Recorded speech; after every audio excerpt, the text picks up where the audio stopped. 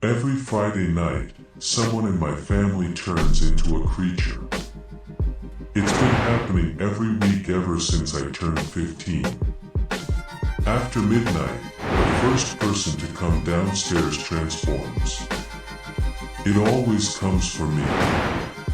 I'm the closest person since I stay in the single bedroom downstairs. Everyone else stays in the rest of the rooms upstairs.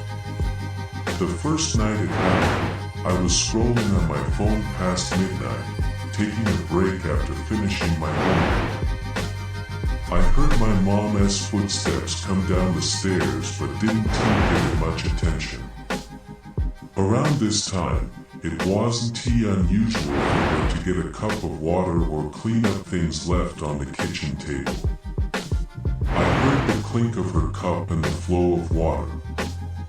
Next, a moment of silence, and then another clink when she put the cup down. Then, her footsteps suddenly quickened into a flurry of pitter-patters.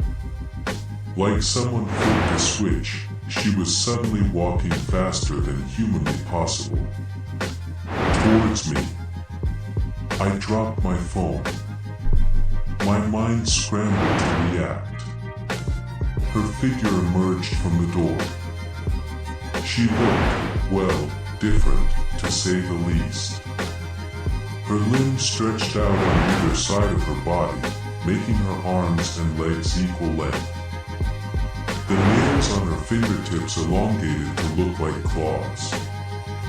Running on all fours, her hair was in thin, long strands, and was black, which differed from its usual brown color.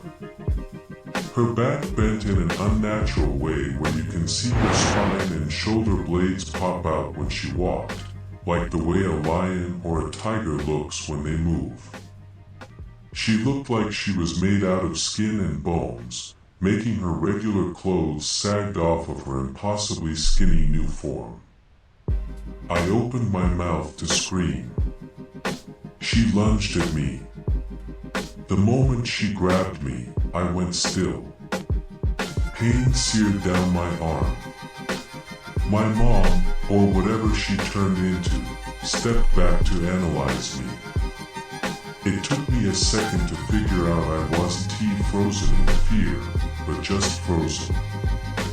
I couldn't move my body, no matter how much I tried. My mind was panicked, but my body couldn't express it, nor could I cry.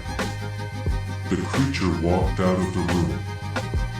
I didn't start moving again until a full 24 hours later. I couldn't eat or sleep, I was just frozen in time.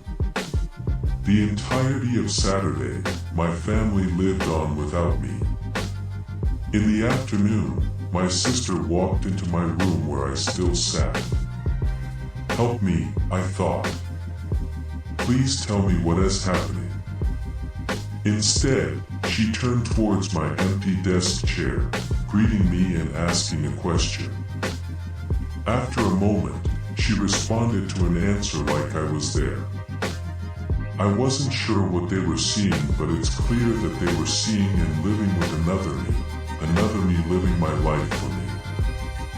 When I was released on Sunday a little after midnight, I tried asking my parents about the situation.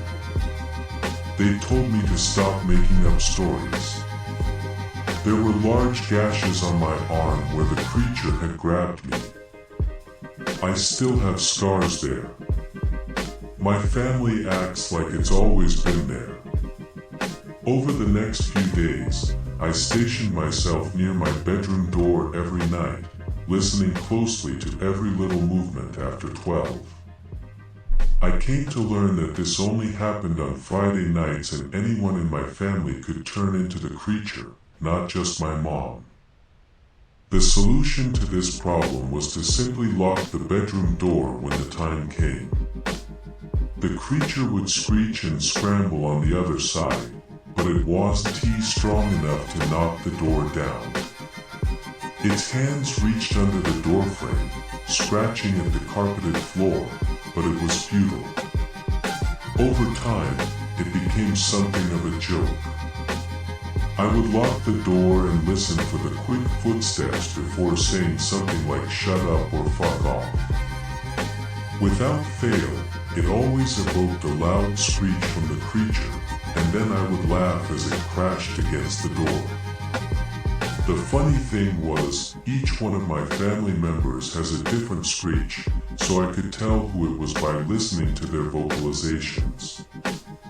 Then I would confirm by looking at the hands that reached under the door, which remained unchanged after the transformation despite the nails. This did have downsides though.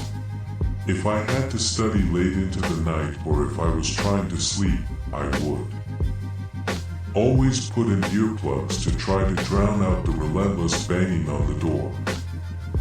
I got used to it eventually, but it was difficult to adjust. Now, I've finally graduated from high school and am on my way to college. I've dreamed about this for years, about not having to stay on my toes on Friday nights and enjoying it just like everyone else. I met my roommate Emily a few days ago. Everyone was moving into the dorms since school was starting soon. We clicked right away, becoming best friends like we have known each other for years. We spent some time exploring campus and partying together. She was the best roommate I could ever hope for. But everything changed. The day passed like normal. I spent the morning meeting new people in school events and then hanging out with Emily. After nightfall, we went downtown to get dinner and raced each other to the arcade. I haven't had this much fun on the weekends for a long time, too focused on studies to do so. Eventually, I went back to the dorms, Emily close behind me. It was well past midnight. We both prepared for bed. After scrolling on my phone for a few minutes, I laid down to sleep, only to hear scrambling beside me. I turned to see what was going on. My roommate was stationed in the farthest corner of the room, hands grabbing the walls for stability, looking at me with a terrified expression. "What are you?" I was immediately confused. We had spent the entire day together, and I didn't understand what she was asking me. Then I noticed the long gashes on her arms. Realization stabbed me like a knife. The Emily that I had been with the entire day was not the real Emily. In fact, it was the Emily that was put into my mind. Just like the way my sister saw another me. She had been frozen until now. I didn't mean to make her go through that. I never meant to hurt her. I told her everything. I've already requested a single room under special circumstances. While waiting for the request to be approved, I've been sleeping in the bathroom every Friday night, locking myself away to keep Emily safe. The cold bathroom floor gives me peace. It ensures that I won't be able to hurt anyone ever again, on top of taking a day out of their lives. I'm sure I won't be able to live a normal life now. Maybe it's better if I'm locked up forever.